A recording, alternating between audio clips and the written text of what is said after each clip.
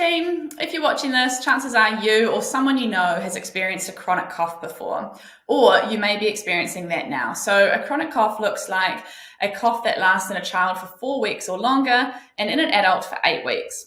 It's often associated with all sorts of uncomfortable signs like asthma and allergies. What we also know is a lot of people have a postnasal drip, so that is a drip down the back of their throat.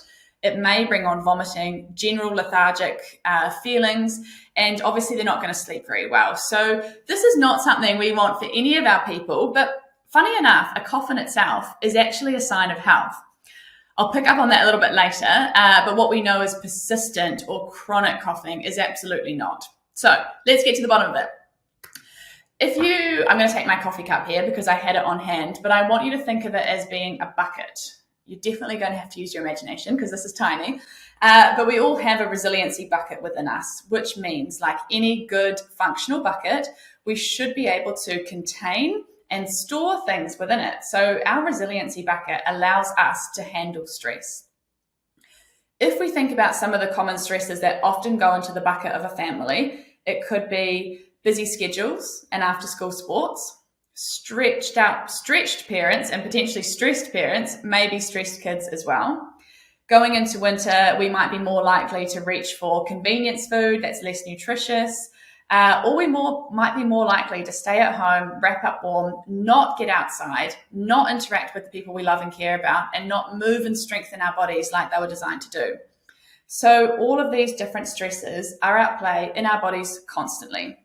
Now, with a bucket, that's actually not really an issue because we should be able to, like I said, handle a little bit of stress.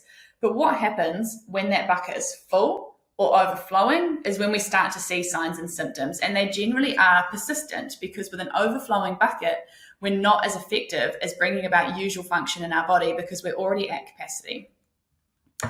What we also know is our bodies are designed to heal. So stress in itself is not a bad thing, but it is the accumulation of stress with a decreased resiliency or an overflowing bucket that lends itself to different signs and symptoms. Now, over the last few years, we've heard everything from these bugs are so much stronger to I don't handle them as well. And that second comment is exactly right. It's not necessarily that what we're facing on the outside is stronger, but more that what's happening on the inside is not as resilient as it could be or not as resilient enough to simply handle the level of demand on our bodies. Last winter, we saw a whole lot of illness and sickness around. And if we think about it, the state that we entered winter of 2022 in was probably quite different to what we have done before. So we'd had 3 years of extraordinary stress going into this bucket, but we were expecting our bodies to respond in the same way. Funny enough, for the most part, or for many people, not the most part, they did not. So what we want to do is get to the root cause. Again, if you take a chronic cough, it's not actually a disease in itself, like I mentioned before, it is a symptom. So by treating the symptom with over-the-counter meds or even natural products is not going to address the issue because it's just taking off that surface level.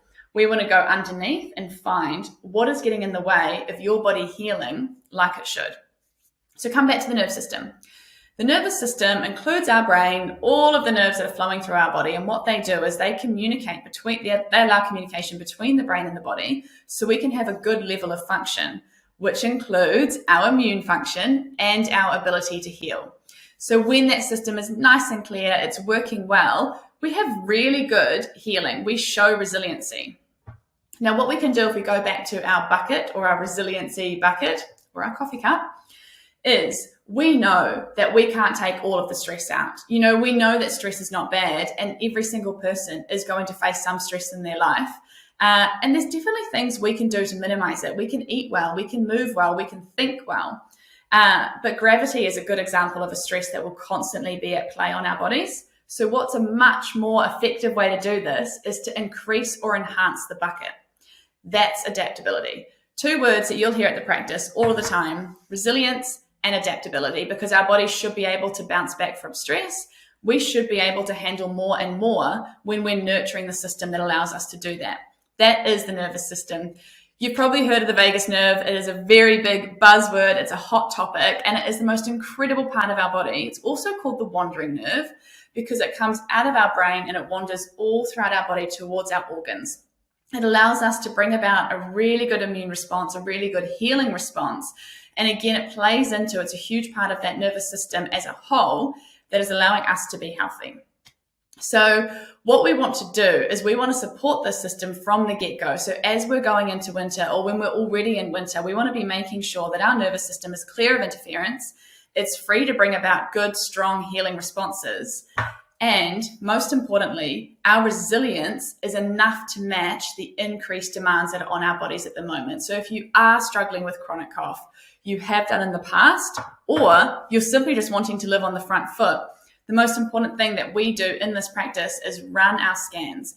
When you come into the practice, we're able to see what's your resiliency, what's your adaptability, and how efficient and effective is your immune system right now at being able to overcome signs and symptoms, yes, but also those deeper causes of diseases such as a chronic cough.